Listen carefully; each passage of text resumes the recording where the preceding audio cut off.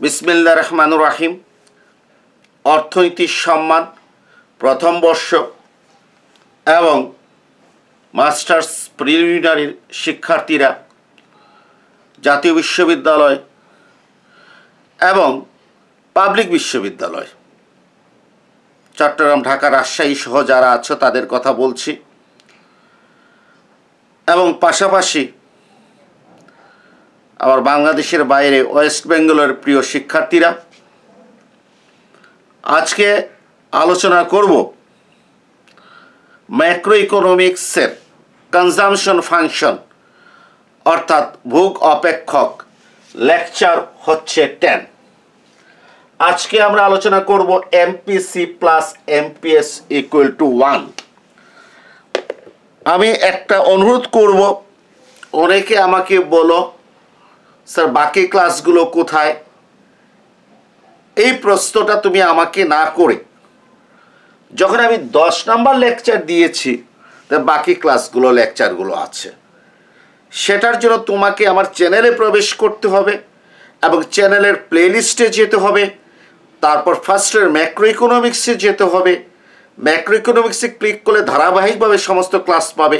আবার শুধু কনজামশনের প্লেলিস্টে ক্লিক করলে সেই ক্লাসগুলো পাবে। না বুঝলে অভিজ্ঞ কারো সহায়তা নেবে। প্রিয় শিক্ষার্থীরা, আমরা গত ক্লাসে আলোচনা করেছিলাম APC plus APS equal to 1। আজকে আলোচনা করব MPC plus MPS equal to 1, অর্থাৎ প্রান্তিক ভোগ প্রবণতা এবং প্রান্তিক সঞ্চয় প্রবণতার সমষ্টি হচ্ছে 1-এর সমান। এই প্রশ্নটা জাতীয় বিশ্ববিদ্যালয় অনেকবার এসেছে। আসো আমরা আলোচনা শুরু করছি। আমি বারবার বলছি, হঠাৎ করে 10 নম্বর ক্লাস দেখবে না, তাহলে এমপিসি কি এমপিএস কি এগুলো কিছুই বুঝবে না।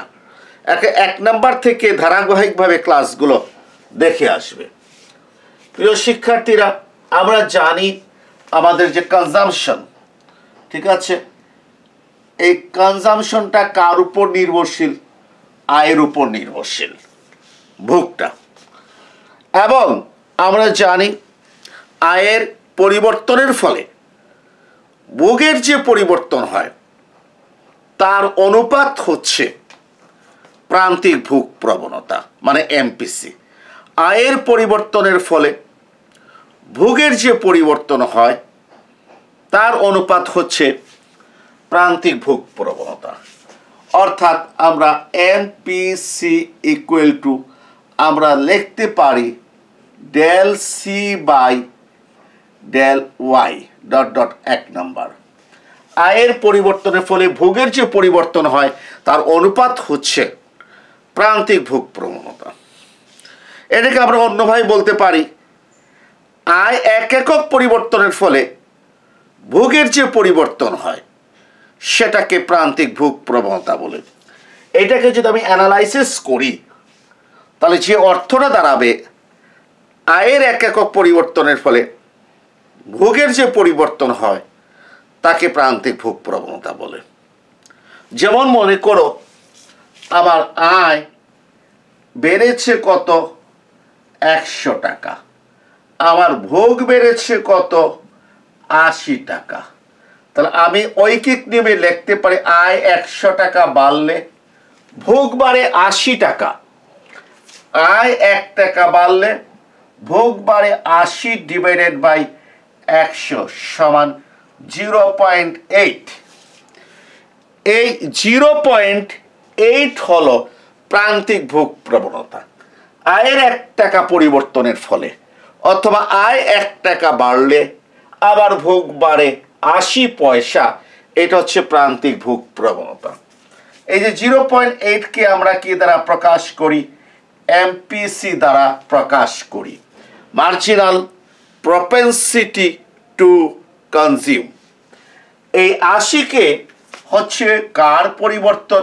ভোগের পরিবর্তন, ডেল সি। আর আয়ের পরিবর্তন হচ্ছে কত? Del Y. এই জন্য আমি বলেছিলাম যে এই del C by del Y অর্থাৎ আয়ের পরিবর্তনের ফলে ভোগের যে পরিবর্তন হয় তার অনুপাতকে প্রান্তিক ভোগ প্রবণতা বলে। এটাকে বিশ্লেষণ করলে আমি পাই আয়ের 1 টাকা পরিবর্তনের ফলে ভোগের পরিবর্তন। প্রিয় শিক্ষার্থীরা, তোমরা ভালো করে জানো সঞ্চয় এটা কার উপর নির্ভরশীল? এটাও আয়ের উপর নির্ভরশীল। এবং আমরা জানি আয়ের পরিবর্তনের ফলে সঞ্চয়ের যে পরিবর্তন হয় তাকে প্রান্তিক সঞ্চয় প্রবণতা অর্থাৎ মার্জিনাল প্রপেনসিটি টু সেভিংস বলে। অর্থাৎ MPS ইকুয়াল টু, আমি উপরে ডেল এস নিচে কত ডেল ওয়াই লিখতে পারি। কয় নাম্বার? 2 নাম্বার। এইটাকেও যদি আমি বিশ্লেষণ করি এইটার মতো, তাহলে দাঁড়াবে আয়ের 1 একক পরিবর্তনের ফলে সঞ্চয়ের যে পরিবর্তন হয় তাকে প্রান্তিক সঞ্চয় প্রবণতা বলে। তুমি দেখো এখানে আয় 1 টাকা বাড়লে ভোগ বেড়েছে 80 পয়সা। তাহলে বাকি 20 পয়সাটা কি? বাকি 20 পয়সা সঞ্চয় বেড়েছে। আবারও বলছি, আয় 1 টাকা বাড়লে ভোগ বেড়েছে 80 পয়সা। তাহলে বাকি 20 পয়সা কোথায় চলে গেল? সঞ্চয় বৃদ্ধিতে চলে গেল। অতএব প্রান্তিক সঞ্চয় প্রবণতা হবে 0.2। এবং এই প্রান্তিক ভোগ প্রবণতা আর প্রান্তিক সঞ্চয় প্রবণতা যোগ করো, রেজাল্ট কত হবে? 1। অর্থাৎ MPC plus MPS equal two কত? 1 হতে বাধ্য। আসো আমরা প্রমাণ করছি আস্তে আস্তে। আমি একটু উদাহরণ থেকে ব্যাখ্যা করে দেখালাম। এখন আমি কি লিখব? 1 ও 2 নং যোগ করে আমি লিখব 1 ও 2 নং যোগ করে। আমার 1 নম্বরে আছে MPC, ঠিক আছে। তারপরে 2 নম্বরে আছে কি? MPS। 1 নম্বরে আছে MPC আর 2 নম্বরে আছে কি? MPS। ক্লিয়ার? হ্যাঁ, MPC প্লাস MPS। তাহলে দেখো MPCর জায়গায় কত লিখব? আমি ডেল সি লিখব বাই ডেল ওয়াই লিখব যোগ MPS এর জায়গায় কত লিখব? Del S by del Y আমি লিখব। ওকে, এরপরে দেখো আমি লিখছি, দেখো MPC plus MPS equal to, MPC plus MPS equal to, দেখো তো টানলাম, লসাগু কত? Del Y. লসাগু কত? লসাগু হচ্ছে ডেল ওয়াই। লসাগু কত? লসাগু ডেল ওয়াই বেরিয়েছে। তাহলে এই ডেল সি আর ডেল এস এর কোনো পরিবর্তন হবে না, এটা যা আছে তাই থাকবে, del C plus del S. কারণ হর আর লসাগু কি? সেম। হর এবং লসাগু কি? সেম। ওকে, আচ্ছা, এরপরে লাইনটা দেখো,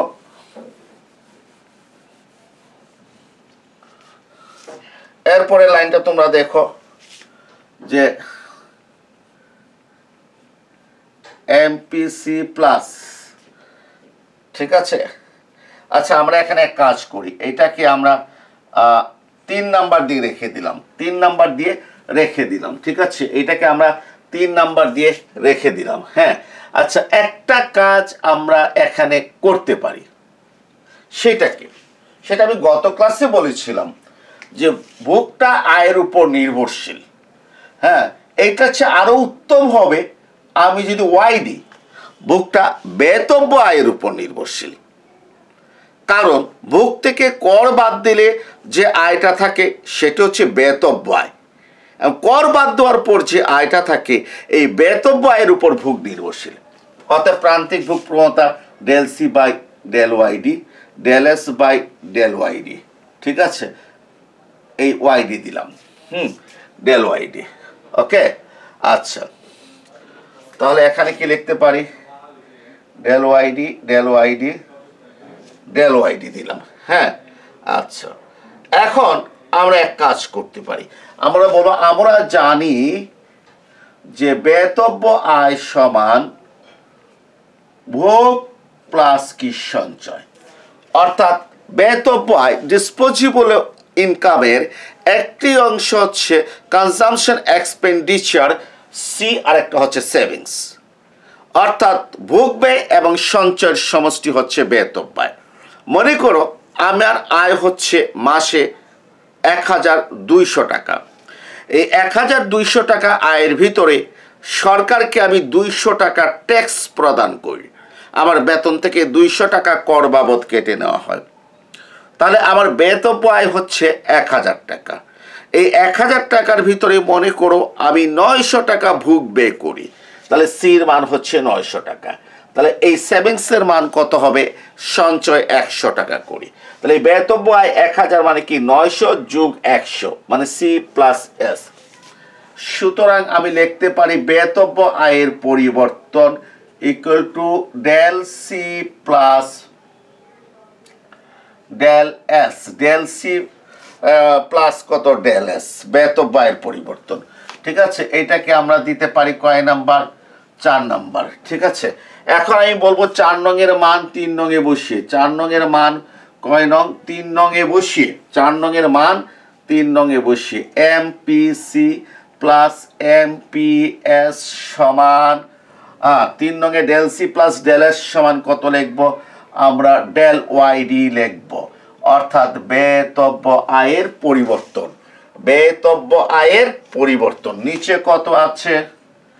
ডেল ওয়াইডি।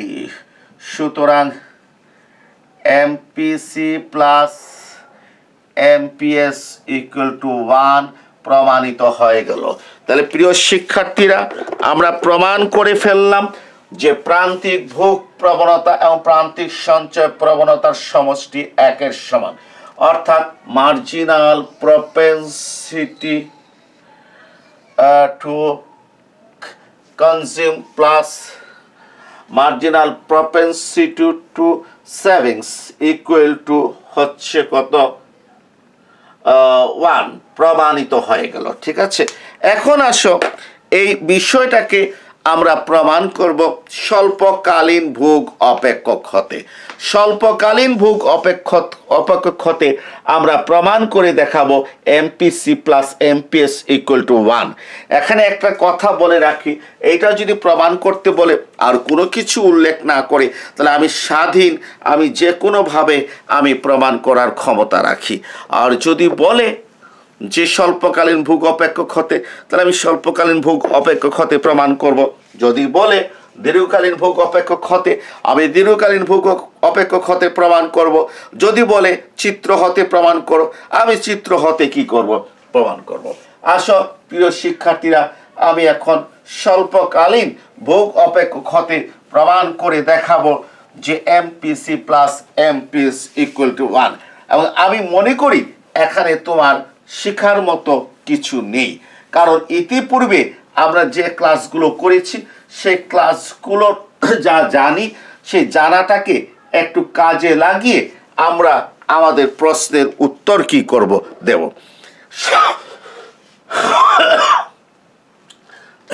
আমরা জানি স্বল্পকালীন ভোগ অপেক্ষক C equal to A plus B Y D.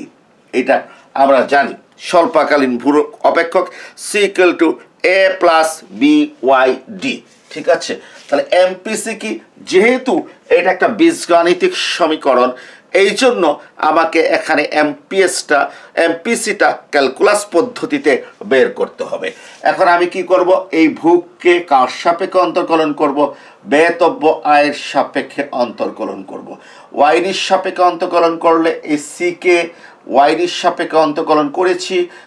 A constant, অন্তর্কলন 0, B হচ্ছে সহগ, যা আছে তাই। ওয়াইডিকে ওয়াইডির সাপেক্ষে অন্তর্কলন করলে 1 হবে।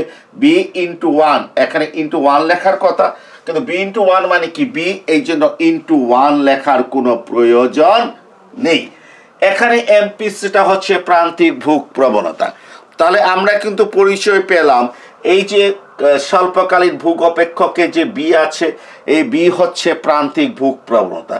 আর ওয়াইডি ইকুয়াল 0 বসালে C equal to A, autonomous consumption স্বয়ংভূত ভোগ, অর্থাৎ ভোগ রেখার লম্বকের ছেদক, এগুলো আমরা আলোচনা কি করেছি? তারা প্রান্তিক ভোগ প্রবণতার মান কত পেয়েছি? আমরা বি পেয়েছি। দেখো এই কাজগুলো আমরা কিন্তু আগেও করেছি, অতএব এখানে নতুনত্ব কিছু নেই। এরপর লিখতে হবে সঞ্চয় অপেক্ষক এস ইকুয়াল টু ভোগ অপেক্ষকে এটা কি হয়ে যাবে? মাইনাস এ প্লাস প্রান্তিক ভোগ প্রবণতা যদি বি হয় তাহলে প্রান্তিক সঞ্চয় প্রবণতা আমরা জানি 1 - বি, কারণ 1 টাকায় ভোগ যদি 80 পয়সা বাড়ে তাহলে প্রান্তিক সঞ্চয় প্রবণতা পেতে হলে 1 টাকা হতে 80 পয়সা বিয়োগ করতে হবে, অর্থাৎ 1 টাকা হতে 80 পয়সা মানে কি প্রান্তিক ভোগ প্রবণতা বিয়োগ করতে হবে। ঠিক আছে, ওয়াইডি। এইটা হচ্ছে আমার স্বল্পকালীন শর্ট রান স্বল্পকালীন সঞ্চয় অপেক্ষক। এখান থেকে যদি আমি প্রান্তিক সঞ্চয় প্রবণতা যদি বের করতে চাই তাহলে এই সেভিংসকে ডিফারেন্সিয়েশন করতে হবে ব্যয়তব্য আয়ের সাপেক্ষে। করলে কনস্ট্যান্ট 0 1 - বি ওয়াইডির সাথে আছে, সহগ হিসাবে আছে, যা আছে তাই বসাতে হবে। কয় নাম্বার? 2 নাম্বার। ওয়াইডিকে ওয়াইডির সাপেক্ষে অন্তঃকরণ করলে 1 হবে। ঠিক আছে, হ্যাঁ। এখন আসো আমি কি লিখব? 1 ও 2 নং যোগ করে পাওয়া যায় 1 ও 2 নং যোগ করে পাওয়া যায় এমপিসি প্লাস কত এমপিএস।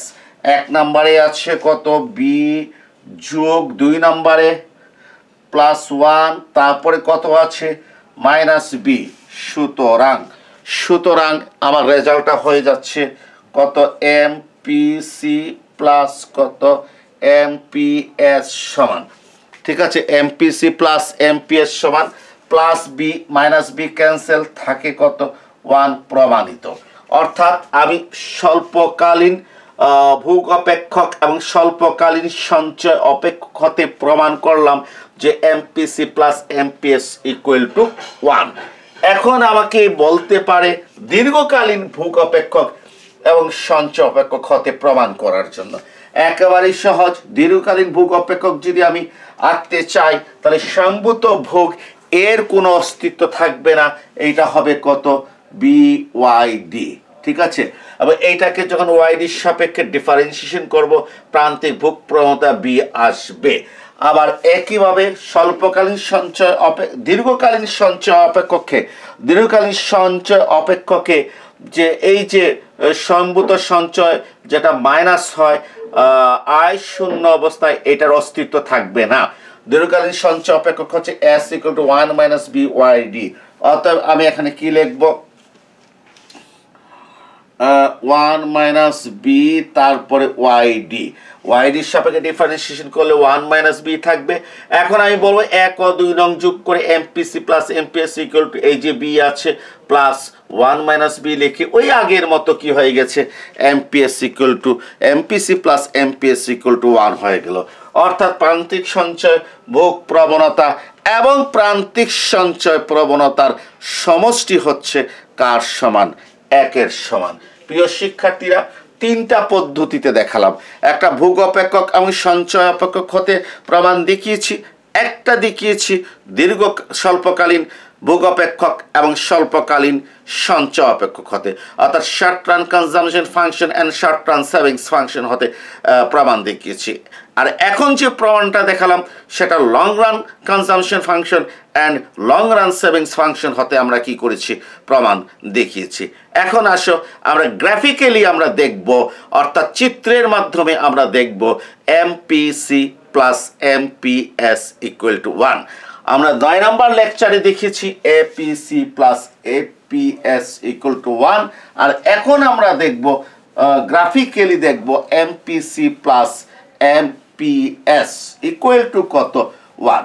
তাই আসো আগে একটা চিত্র কি করি, এঁকে ফেলি, তাহলে আমরা খুব সহজে আমরা কি করতে পারবো, আমরা বুঝতে পারবো। ঠিক আছে, এই দেখো চিত্রটা আমি আঁকছি। ঠিক আছে, আমি এই ভূমি অক্ষে আমি কি ধরেছি?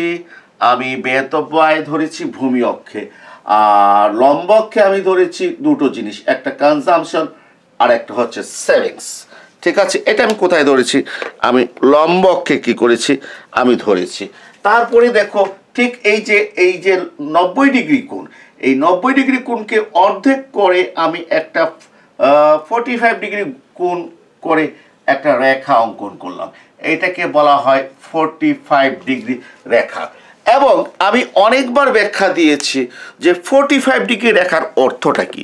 45 ডিগ্রি রেখার প্রত্যেকটা বিন্দুতে এই ভূমি দূরত্ব আর লম্ব দূরত্ব কি সমান? 45 ডিগ্রি রেখার প্রত্যেকটা বিন্দুতে ভূমি দূরত্ব এবং লম্ব দূরত্ব সমান হয়, এটা বারবার বলেছি। আমার এখানে ভূমি দূরত্ব হচ্ছে বেতব্য আয়, আর লম্ব দূরত্ব হচ্ছে ভোগ আর কি সঞ্চয়। ঠিক আছে, যদি ভোগ রেখা যদি অঙ্কন করি, হ্যাঁ, তাহলে যে ভোগ রেখা 45 ডিগ্রি রেখাকে যে বিন্দুতে ছেদ করবে সে বিন্দুতে ভূমি দূরত্ব এবং লম্ব দূরত্ব অর্থাৎ বেতব্য আয় এবং ভোগ কি হবে, সমান হবে। এখন আসো আমি একটা ভোগ রেখা কি করছি, অঙ্কন করছি স্বল্পকালীন। হ্যাঁ, এই যে এটা হচ্ছে এ, মানে ভোগ রেখা লম্বকের ছেদক, আর এইটা হচ্ছে C equal to A plus B Y D, অর্থাৎ স্বল্পকালীন ভোগ ইয়েটা কি করলাম, আমি লিখলাম C equal to A plus B Y D. আচ্ছা, এই হচ্ছে তোমার ইনট বিন্দু। এই ইনট বিন্দুতে 45 ডিগ্রি রেখা আর ভোগ রেখা পরস্পর ছেদ করেছে। ঠিক আছে, আমি একটু প্রশ্ন করতে চাচ্ছি, ইনট বিন্দুতে আমার বেতব্য আয় কত, দেখি বলতে পারো কিনা। যদি বলতে না পারি এটা দুঃখজনক। এই জন্য আমি বলেছি মাইক্রো ইকোনমিক্সের প্লেলিস্টে গেলে দেখবে আমার 6টা ক্লাস আছে। এই 6টা ক্লাস যদি কেউ ভালো করে বুঝে, তার জন্য macro economics, micro economics, mathematical economics এবং নেক্সট বিভিন্ন যে ইয়ারগুলো আছে, ইন্টারন্যাশনাল ইকোনমিক্স, পাবলিক ফাইন্যান্স, সব কিছু সহজ হয়ে যাবে, চিত্র ক্লিয়ার হয়ে যাবে। ঠিক আছে, এখন আসো, আমি প্রশ্ন করেছি ইনট বিন্দুতে বেতব্য আয়টা কত। তুমি দেখো তো বেতব্য আয়টা আমি কোন দিকে ধরেছি, আমি ভূমি অক্ষে বেতব্য আয়টা ধরেছি। তাহলে ইনট বিন্দুতে আমার বেতব্য আয় হচ্ছে O Y naught, O Y naught. এখন আমি তোমাকে প্রশ্ন করলাম ইনট বিন্দুতে আমার ভোগ কত এবং সঞ্চয় কত, দুটো প্রশ্ন। আচ্ছা, ভোগ আর সঞ্চয় কোথায় ধরেছি, লম্ব অক্ষে। লম্ব অক্ষে, এর মানে লম্ব দূরত্ব ভোগ এবং সঞ্চয় নির্দেশ করে। ইনট বিন্দুতে লম্ব দূরত্ব ইনট ওয়াই নট পেয়েছি। এই ইনট ওয়াই নটটা কি নির্দেশ করে, ভোগ নির্দেশ করে না সঞ্চয় নির্দেশ করে? আমি তো লম্বকে কি ধরেছি, ভোগ এবং সঞ্চয়। তা লম্ব দূরত্ব ভোগ এবং সঞ্চয় নির্দেশ করে, তাহলে ইনট বিন্দুতে লম্ব দূরত্ব ইনট ওয়াই নট ভোগ নির্দেশ করে না সঞ্চয় নির্দেশ করে? এর আগে একটা প্রশ্ন করি তোমাদেরকে, আম গাছে কি ধরে, আম ধরে। আম গাছে কি জাম ধরে, না জাম ধরে না, আম ধরে। আর জাম গাছে জাম ধরে, জাম গাছে কখনো আম ধরে না। এই কথাগুলো বলেছি মাইক্রো ইকোনমিক্সের যে প্লেলিস্টে গেলে ফার্স্ট ইয়ারের প্রথম 6টা ক্লাসের 6 নম্বর ক্লাসে বলেছি চিত্র ব্যাখ্যা করতে গিয়ে। তাহলে আম গাছে আম ধরে, জাম গাছে জাম ধরে। তাহলে এই যে রেখাটা ইনট বিন্দু যে রেখাটা গিয়েছে, এটা C equal to A plus B Y D সমীকরণের চিত্ররূপ। তাহলে এই রেখাটা কোন রেখার প্রতিনিধিত্ব করছে, ভোগ রেখার না সঞ্চয় রেখার? তাকিয়ে দেখো, এই ব্ল্যাক কাপটা হচ্ছে ভোগ রেখা। তাহলে আম গাছে যদি আম ধরে, তাহলে ভোগ রেখায় কি পাবে, ভোগ ব্যয় পাবে, কনজামশন এক্সপেন্ডিচার পাবে ভোগ রেখাতে, নর্মাল কথা। অতএব এই ই নট ওয়াই নট হচ্ছে ভোগ ব্যয়। যেহেতু এই রেখাটা হচ্ছে ভোগ রেখা, যদি এই রেখাটা সঞ্চয় রেখা হতো, মানে সেভিংস এস ইকুয়াল টু হতো, তাহলে আমি ই নট ওয়াই নটকে কি বলতাম, সঞ্চয়ের পরিমাণ বলতাম। ক্লিয়ার? তাহলে আমরা এক কাজ করি, আমরা বলতে পারি যে ভূমি অক্ষে বেতব্য আয় আর লম্বককে ভোগ এবং সঞ্চয় ধরা হয়েছে। স্বল্পকালীন ভোগ রেখা 45 ডিগ্রি রেখাকে ইনট বিন্দুতে ছেদ করেছে। ইনট বিন্দুতে বেতব্য আয়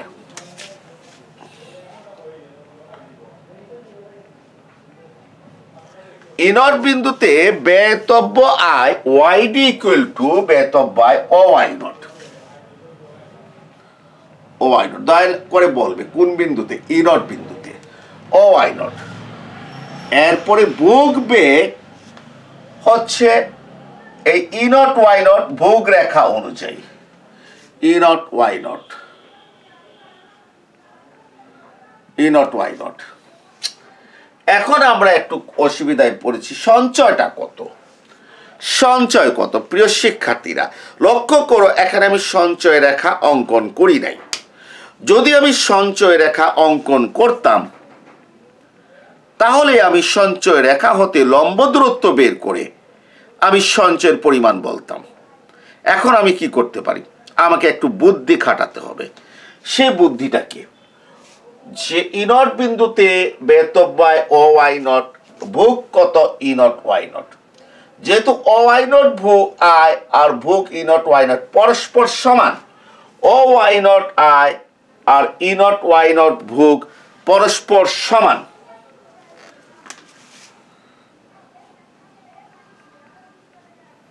আমি কি বলেছি, ই নট বিন্দুতে কিন্তু ভোগ রেখার 45 রেখা ছেদ করেছে। যেহেতু ও ওয়াই নট সমান ই নট ওয়াই নট, সেহেতু সঞ্চয় এস ইকুয়াল টু 0। কোথায়? ই নট বিন্দুতে সঞ্চয় এস ইকুয়াল টু 0। এখন তুমি আমাকে প্রশ্ন করতে পারো যে আমি কেন বললাম আই ও ওয়াই নট আর ভোগ ই নট ওয়াই নট পরস্পর সমান। তুমি আমাকে প্রশ্ন করতে পারো। আমি এখন উল্টো তোমাকে প্রশ্ন করছি যে তুমি বলো কেন সমান। তো ভিডিওটা অফ করে দাও, একটু চিন্তা করো উত্তর মিলে কিনা, এরপর অন করে দেখো আমার সাথে উত্তরটা মিলছে কিনা। কারণ আমি গত ক্লাসে বা এর আগে অনেক ক্লাসে এটা ব্যাখ্যা করেছি। এখন আমি উত্তরটা দিচ্ছি, শোনো। এই যে ভোগ রেখাটা 45 ডিগ্রি রেখাকে ই নট বিন্দুতে ছেদ করেছে, তাহলে ই নট বিন্দুর দুটো বৈশিষ্ট্য। একটা হচ্ছে ই নট বিন্দু ভোগ রেখাতে অবস্থিত, এই জন্য ই নট ওয়াই নট হচ্ছে ভোগের পরিমাণ। আবার ই নট বিন্দু এই 45 ডিগ্রি রেখা রেড কালারের উপর অবস্থিত। আমরা জানি 45 ডিগ্রি রেখার প্রত্যেকটা বিন্দুতে ভূমি দূরত্ব এবং লম্ব দূরত্ব সমান হয়। অতএব ই নট বিন্দুতে ও ওয়াই নট আর ই নট ওয়াই নট পরস্পর কি সমান। ও ওয়াই নট হচ্ছে আমার বেতব্য আয় আর ই নট ওয়াই নট হচ্ছে ভোগ, পরস্পর সমান। আয় আর ভোগ যদি পরস্পর সমান তাহলে সঞ্চয় কত হয়? 0 হয়, কমন সেন্স। আমার আয় হচ্ছে 2000 টাকা, আমার ভোগ ব্যয় হচ্ছে 2000 টাকা। তোমাকে প্রশ্ন করছি আমার সঞ্চয় কত, তুমি উত্তর দেবে স্যার আপনার সঞ্চয় হচ্ছে কত? 0। আয় এবং ভোগ ব্যয় পরস্পর সমান হলে, আয় এবং ভোগ ব্যয় পরস্পর সমান হলে সঞ্চয় 0। সেভিংস আমি কত লিখেছি? আমি 0 লিখেছি। ক্লিয়ার?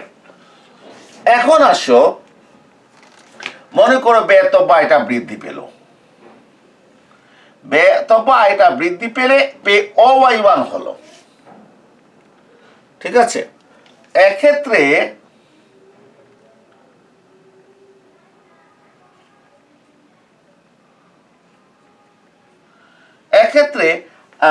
আমি একটু বলছি, বেতব্য আয় বৃদ্ধি পেয়ে কত হলো? ওয়াই ইকুয়াল টু ও ওয়াই 1 হলো। তাই আবার এক্ষেত্রে ভোগটা কত হবে? ও ওয়াই 1 আয়ে ভোগ, আম গাছে আম ধরে। ভোগ বের করতে হবে ভোগ রেখা অনুযায়ী। ভোগটা হচ্ছে কত?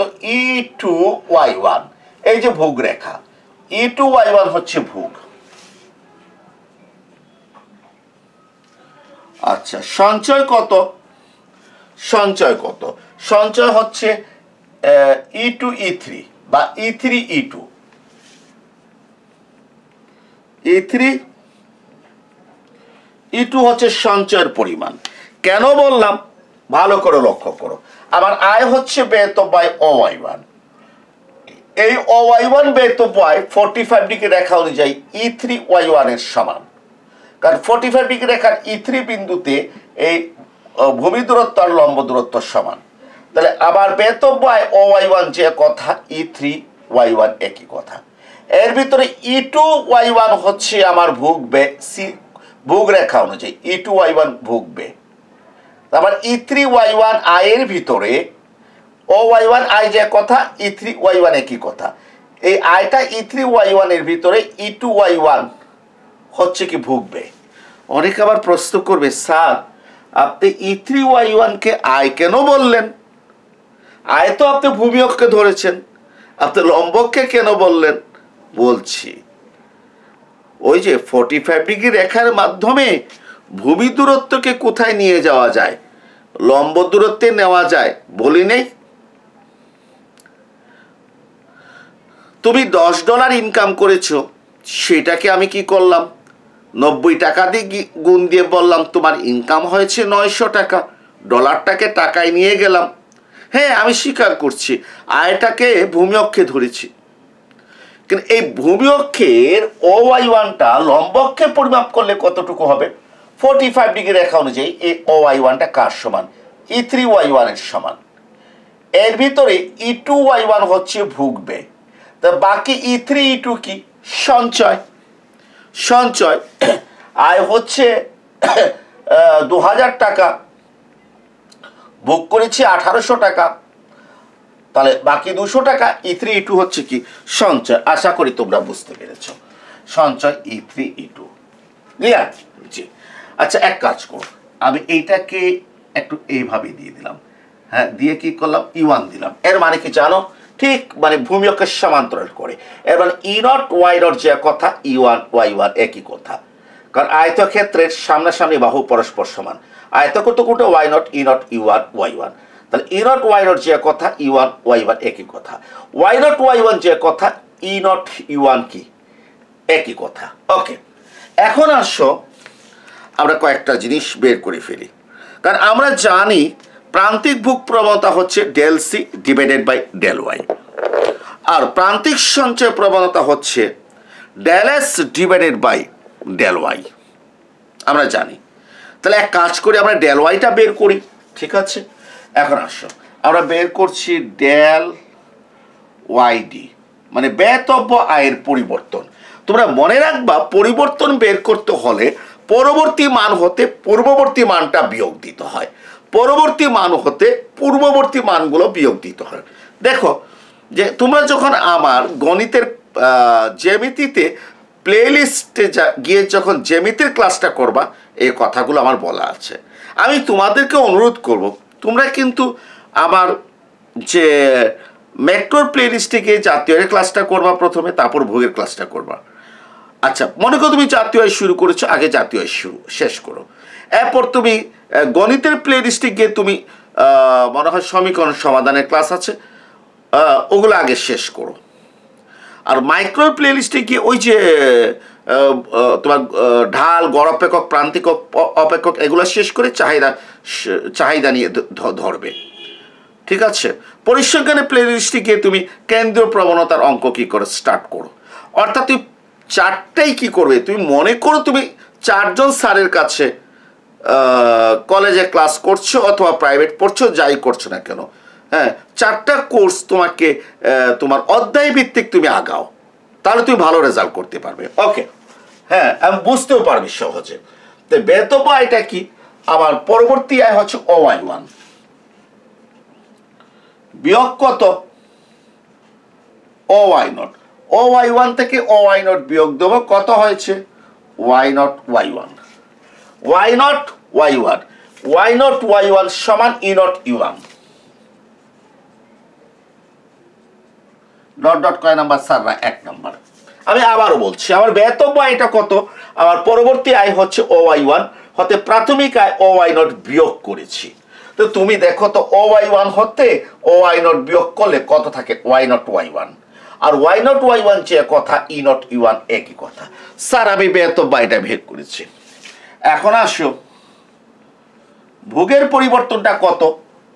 আবার দেখো, ও ওয়াই ওয়ান আয় ভোগটা কত ছিল? ই টু ওয়াই ওয়ান। সাবধান, ই ওয়ান ওয়াই ওয়ান বলবে না, ই টু ওয়াই ওয়ান, ই টু ওয়াই ওয়ান ভোগ রেখা অনুযায়ী, ঠিক আছে?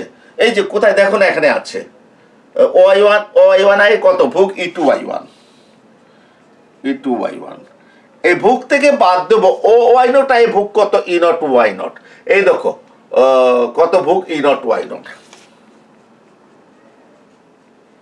ঠিক আছে, এখন আসো তো e2y1 থেকে e0y0টা কিভাবে বাদ দিতে পারি।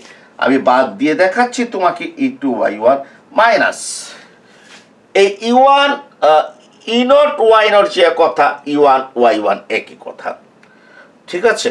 হ্যাঁ, এই এই এই e0y0 যে কথা, e1y1 একই কথা। আমি লাল কালি দিয়ে লিখে দিচ্ছি যাতে একটু বুঝতে পারো।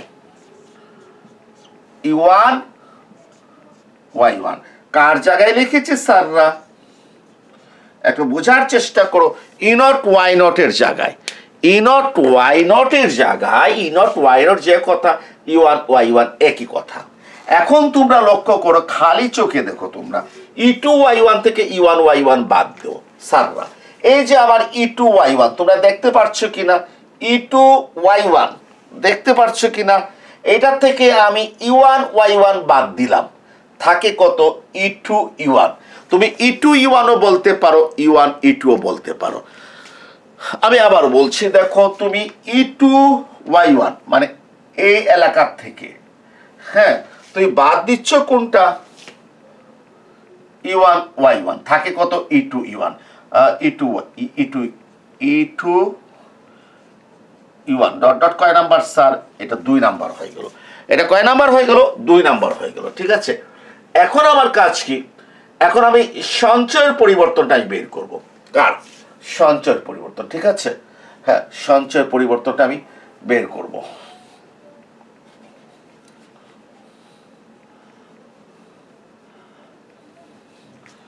তাহলে সঞ্চয়ের পরিবর্তনটা দেখো, ডেলএস। ডেলএস মানে কি? সঞ্চয়ের পরিবর্তন। এই সঞ্চয়ের পরিবর্তনটা OY1 এর সঞ্চয় E3E2 লেখা আছে, E3E2 বিয়োগ, ঠিক আছে। OY0 আয়ে আবার সঞ্চয় হচ্ছে E0 বিন্দুতে 0, এই যে সঞ্চয় 0। এটা ব্যাখ্যা তো দিয়েছিলাম।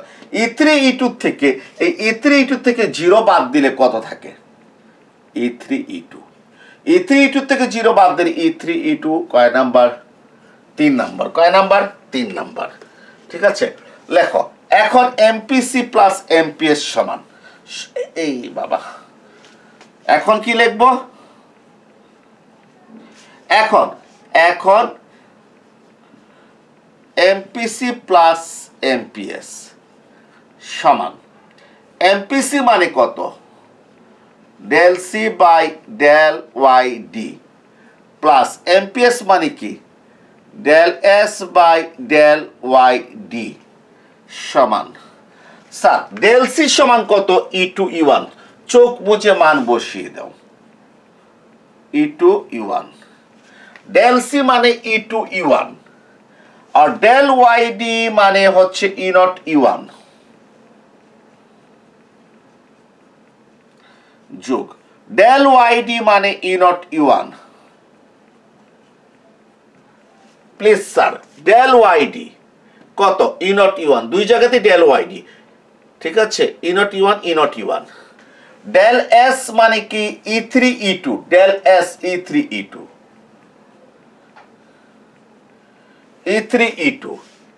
E3E2 স্যাররা একটু বলে দিতে হবে তোমাকে।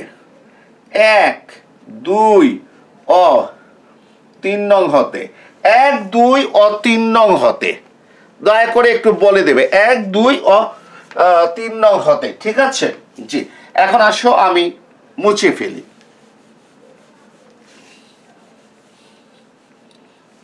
আমি মুছে ফেলি। হ্যাঁ, এখন স্যাররা আপনারা দেখেন এখানে লসাগু কত? আপনারা একটু ভালো করে দেখেন, লসাগু কত? E0E1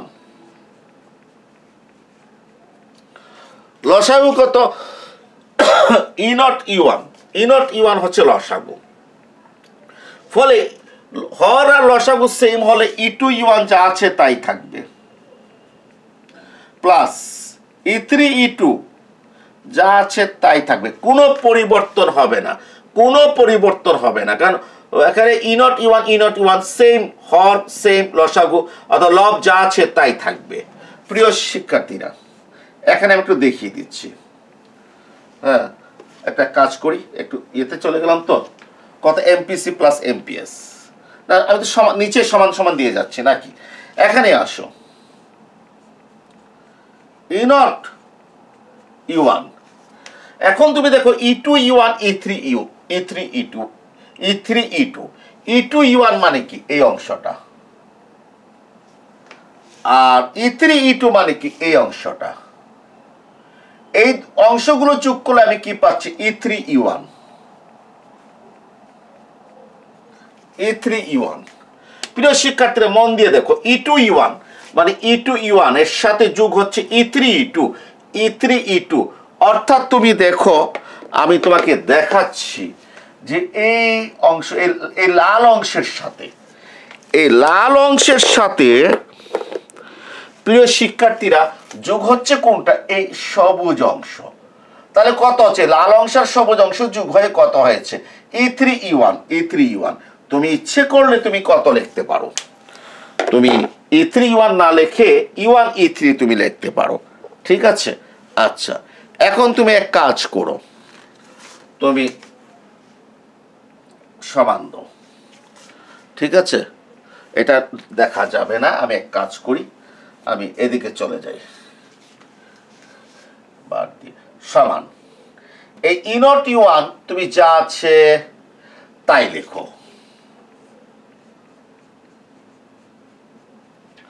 আর তুমি এই E3 E1 এর জায়গায় E নট E1 লেখো, ঠিক আছে। নিচে লেখো 1, কাটাকাটি গিয়ে কত হয়েছে, নিচে 1 হয়েছে। এখন তুমি এখানে লেখো, যেহেতু কিছু বলা লাগবে না তোমাকে, তুমি জাস্ট বলবা যেহেতু E3 E1 সমান E নট E1। আর কোনো ব্যাখ্যা দেওয়া লাগবে না, আর কোনো ব্যাখ্যা দেওয়া লাগবে না, যেহেতু E3 E1 সমান E নট E1, আর কোনো ব্যাখ্যা দেওয়া কি লাগবে না। আচ্ছা, এখন আমি তোমাদের বোঝানোর জন্য বলছি আমি কেন E3 E1 এর জায়গায় E নট E1 লিখলাম।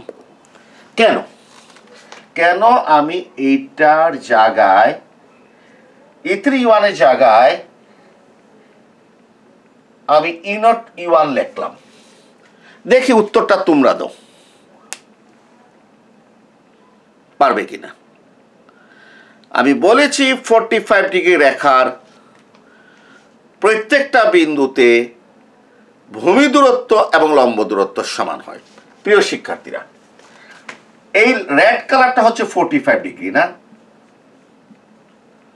আচ্ছা, তাহলে এখানেও কত, এই রেড কালারটা এই যে এই রেখার সাথে মিলে কোনটা তৈরি করেছে, 45 ডিগ্রি। এই রেড কালারটা এইটার সাথে মিলে কোন তৈরি করছে, 45 ডিগ্রি এই রেখাটা। তাহলে এইটার সমান্তরাল হচ্ছে কোন রেখা, এই রেখা। কথা বুঝতে পেরেছ? আবার এই রেখার ভূমি রেখার সমান্তরাল হচ্ছে কোনটা, E নট E1 রেখা। তা এই রেড কালারটা যদি এখানে 45 ডিগ্রি তৈরি করে, তো এই রেড কালারটা এখানেও 45 ডিগ্রি রেখা তৈরি করেছে, কোন তৈরি করেছে। তাহলে দেখো E নট E1 E3 যে ত্রিভুজ, E not E1 R E3 যে ত্রিভুজ, এই ত্রিভুজের এই কোণটা হচ্ছে 45 ডিগ্রি। আর এই কোণটা যদি 45 ডিগ্রি হয়, তাহলে ত্রিভুজের ভূমি দূরত্ব E নট E1 আর লম্ব দূরত্ব E1 E3 সমান হতে বাধ্য।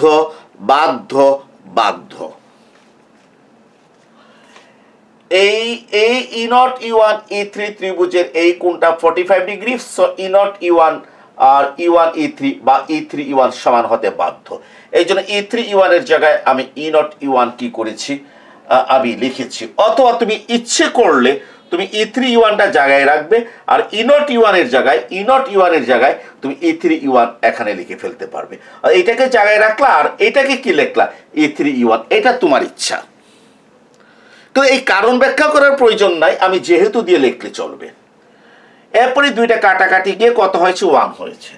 তাহলে এমপিসি প্লাস এমপিএস, এই যে কাজটা কি করলাম, শুরু করলাম সরল করে কত পেয়েছি, 1 পেয়েছি। প্রিয় শিক্ষার্থীরা, তোমাকে বলতে পারে চিত্রের মাধ্যমে দেখাও MPC plus MPS equal to 1। ঠিক আছে, একেবারেই সহজ। আমি যদি চিত্রের মাধ্যমে APC plus APS equal to 1 দেখাতে পারি, তাহলে MPC plus MPS equal two কেন 1 দেখাতে পারবো না? আশা করি তোমরা বুঝতে পেরেছো। আমি 10 নাম্বার লেকচার কি করলাম, শুরু করলাম, শেষ করলাম। এই 10 নাম্বার লেকচারে কনজাম্পশন সম্পর্কে যা দিয়েছি, এগুলো যদি ভালো করে বুঝো, আমার যেটা বিশ্বাস যে যে কোনো প্রশ্নের আনসার তুমি কি করতে পারবে, তুমি দিতে পারবে। অনেক বেসিক জিনিস কি করেছি, আলোচনা করে ফেলেছি। তো সবাই ভালো থেকো। আজকের ক্লাসটা এখানে কি করলাম, শেষ করলাম। লাস্টে একটা কথা বলছি, 4টা বক্স মনে দেখতে পাচ্ছ পিছনে। প্রথম বক্সে ক্লিক করলে চ্যানেলটা সাবস্ক্রাইব হয়ে যাবে। এত ভালো যদি লাগে 2-1টা লাইক দিবা, এতে চ্যানেলটা ইউটিউব কি করবে, প্রচার করবে। তোমাদের ছাত্রছাত্রীরা যখন সার্চ করবে চ্যানেলটা পেয়ে যাবে। যদি ভালো লাগে দিবা, আর ভালো না লাগলে ডিসলাইক আছে, ওইটাতে কি করবা, দিয়ে দিবা। ঠিক আছে, আর একটু শেয়ার কি করবে করবে। আর আরেকটা ব্যাপার হচ্ছে, বাকি 3টা যে বক্স, এটাকে বলে প্লেলিস্ট। ওই যে ক্লাসের শুরুতে বলেছিলাম, এই 3টা যারা সরাসরি কিন্তু ইউটিউব থেকে দেখবে, যারা ডাউনলোড করে দেখবে তারা পাবে না কিন্তু। কারণ তুমি যদি অনলাইনে দেখো, অনলাইন তোমাকে ইউটিউব তোমাকে দেখাবে 3টা বক্স। এর ভিতরে প্রথম বক্সটা হচ্ছে কনজাম্পশন। এটা ক্লিক করলেই তুমি কনজাম্পশনের সমস্ত ক্লাস, 10টা ক্লাস ধারাবাহিকভাবে পাবে। এরপর এটা থাকবে সামষ্টিক অর্থনীতি ফার্স্ট ইয়ার, ক্লিক করলে সামষ্টিক অর্থনীতি সমস্ত ক্লাসগুলো পেয়ে যাবে।